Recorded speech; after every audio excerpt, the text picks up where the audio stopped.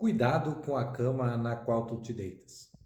Estava eu aqui a degustar meu vinho, e como diriam os romanos, in vino veritas, quando a pensar sobre as possíveis verdades da vida, lembrei-me do mito da cama de Procusto. Recentemente, esse mito ficou bastante evidente nas livrarias por meio do livro do Nassim Taleb, chamado A Cama de Procusto. Muito interessante, por sinal, o qual recomendo. De forma sintética, Procusto, de acordo com a mitologia, era um vilão selvagem que oferecia gentilmente pouso para algum viajante que passasse pela selva, pela mata onde ele se abrigava.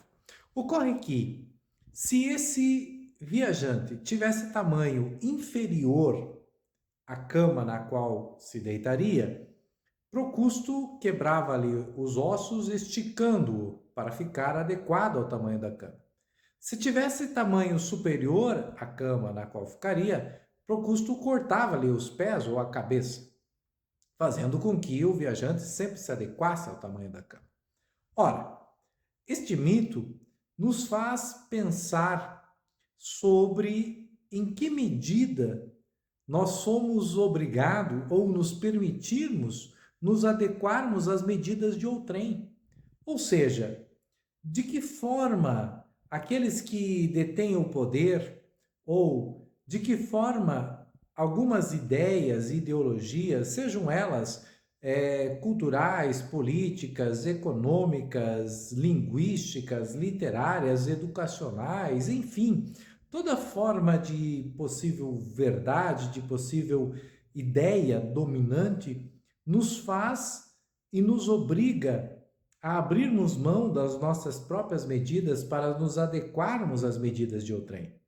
O curioso é que no mito de Procusto, ele tinha uma segunda cama, né? Ou outras camas escondidas, que se porventura o viajante fosse do tamanho da cama que ele oferecia inicialmente, após entorpecer o viajante, ele trocava a cama, fazendo com que necessariamente o indivíduo, de uma forma ou outra, fosse forçado a se adequar às intenções do Procusto.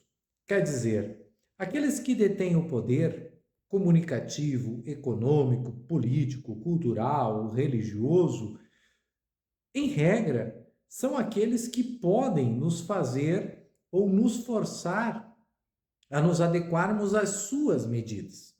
Isso só ocorre se nós não tivermos a capacidade da chamada autonomia, a capacidade crítica, reflexiva, que só é possível por meio de um exaustivo, contínuo exercício de reflexão, de crítica e de autocrítica sobre as verdades ou as possibilidades que nos são apresentadas como alternativa de conforto, quando na verdade são armadilhas para nos embretar em situações que custará a nossa própria vida, a nossa própria liberdade e nos limitará dentro de limites que nós não aceitamos e para quem daquilo que somos capazes de ser.